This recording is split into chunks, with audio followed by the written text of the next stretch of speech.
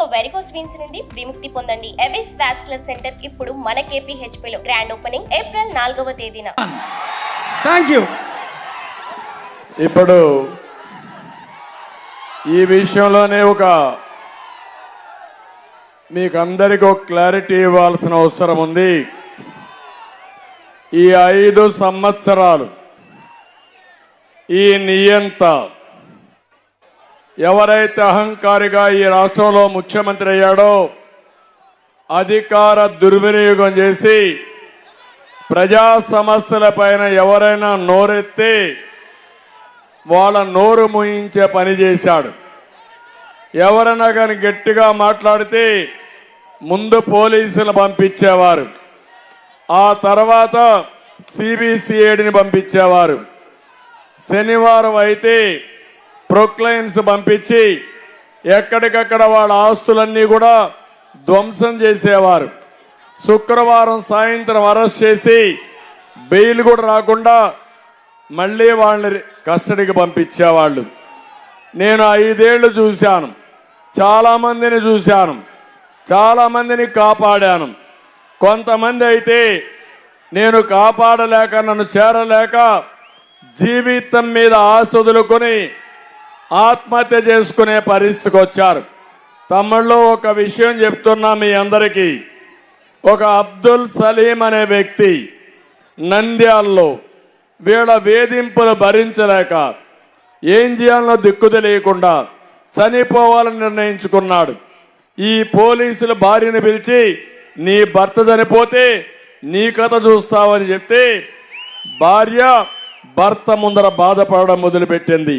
నువ్వు పోతే నా మీద పడతారు, అవసరమైతే నీతో కూడా నన్ను కూడా తీసుకుపోమంటే భర్త ఆ రోజు నిర్భరం చేసుకుని ఇద్దరం చనిపోతామని నిర్ణయించుకున్నారు. కానీ మళ్ళా ఆలోచించారు, మనం ఇద్దరం చనిపోతే ఈ పిల్లలు ఏమవుతారని ఆలోచించారు. అప్పుడు ఇద్దరు కలిసి కఠినమైన నిర్ణయం తీసుకున్నారు.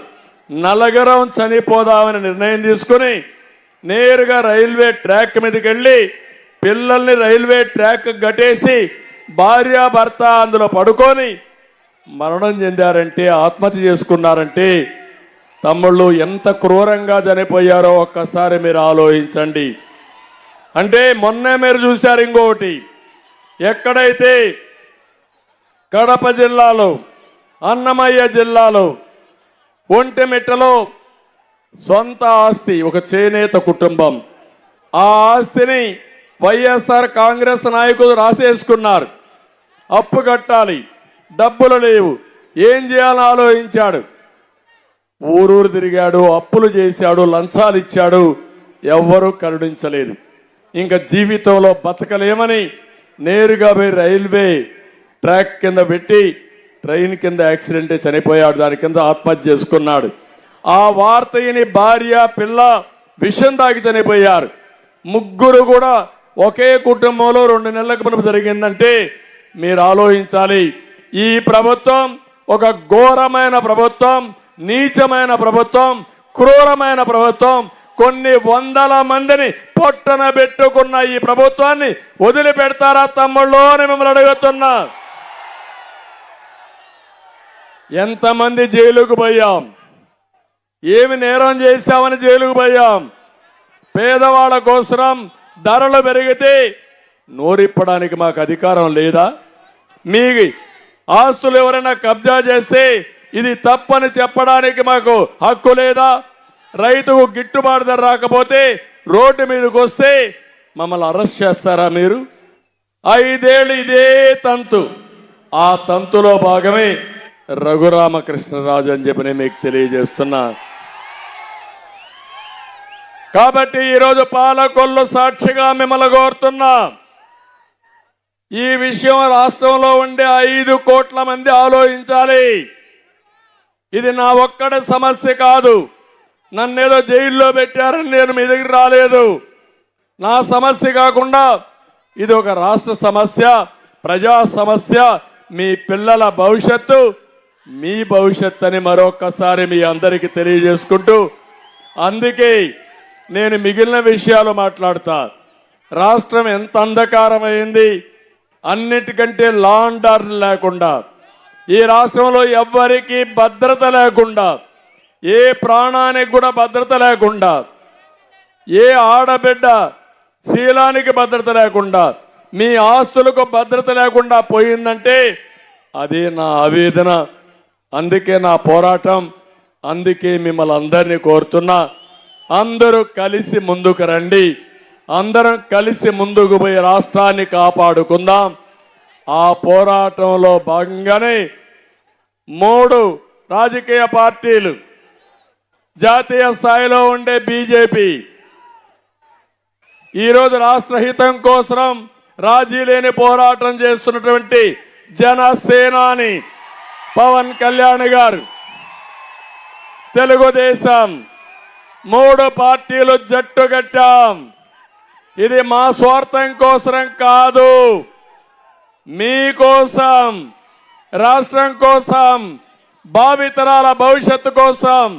ఇది అర్థం చేసుకుని మమ్మల్ని ఆశీర్వదించమని, ఈ పొత్తును కూడా అర్థం చేసుకుని ప్రతి ఒక్కరు కూడా ముందుకు రావాల్సిందిగా మరొక్కసారి కోరుకుంటూ, చేస్తారని చెప్పి ఆశిస్తూ, మరొక్కసారి రఘురామకృష్ణరాజు గారిని మీ అందరి తరపున మనస్ఫూర్తిగా సాదరంగా తెలుగుదేశం పార్టీలోకి ఆహ్వానిస్తున్నా.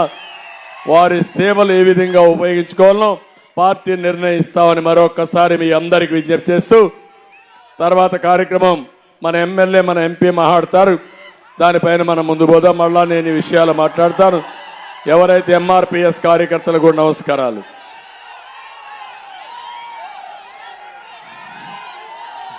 పాలకొల్లు ప్రజాగళం సభనందు మన జాతీయ తెలుగుదేశం పార్టీ అధ్యక్షులు నారా చంద్రబాబు నాయుడు గారికి, వేదిక మీద ఉన్నటువంటి Telugu Desam party, Bharatiya Janata party, Janasena party నాయకులకు, వేదిక ముందున్నటువంటి నా కుటుంబ సమానులైనటువంటి నా సోదర సోదరీమణులకు అందరికీ ముందుగా నా హృదయపూర్వక నమస్కారాలు మీ అందరికీ కూడా తెలియజేసుకుంటూ ఉన్నా. 2014లో శాసనసభ్యుడిగా నాకు అవకాశం ఇచ్చి చంద్రబాబు నాయుడు గారు నన్ను గెలిపించి 2014, 2019లో పాలకొల్లు నియోజకవర్గానికి 1000 కోట్ల రూపాయల నిధులిచ్చి అభివృద్ధిలో, సంక్షేమంలో పాలకొల్లుని ఆంధ్రప్రదేశ్ రాష్ట్రంలో అగ్రభాగాన నిలిపేటువంటి అవకాశాన్ని చంద్రబాబు నాయుడు గారు అందించి, దాని ద్వారా మిమ్మల్ని అందరినీ కూడా మెప్పించడం ద్వారా 2019లో మరి 18,000 ఓట్ల మెజారిటీతో మీరు గెలిపించగలిగారని అంటే, ఆ రకంగా నాకు రాజకీయంగా మరి ఈ రకమైన పదవులు ఇచ్చినటువంటి నారా చంద్రబాబు నాయుడు గారికి ముందుగా హృదయపూర్వకమైనటువంటి పాదాభివందనాలు ఆయనకు ముందుగా తెలియజేసుకుంటూ ఉన్నా.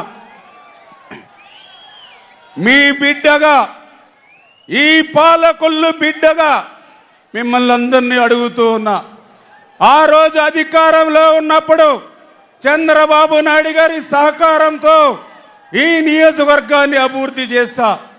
2019లో నేను శాసనసభ్యుడిగా గెలిచిన ప్రతిపక్షంలో ఉంటే ఏదైతే ఒకటే సిద్ధాంతానికి కట్టుబడి, ఒక నియంతృత్వ నిరంకుశత్వ ప్రభుత్వం ఉన్నప్పుడు జైల్లో ఉన్నా లేదా ప్రాణాలు పోయినా పర్లేదు అనేటువంటి సిద్ధాంతంతో మరి ఈవేళ పాలకొల్లు గళాన్ని రాష్ట్రంలో వినిపించా.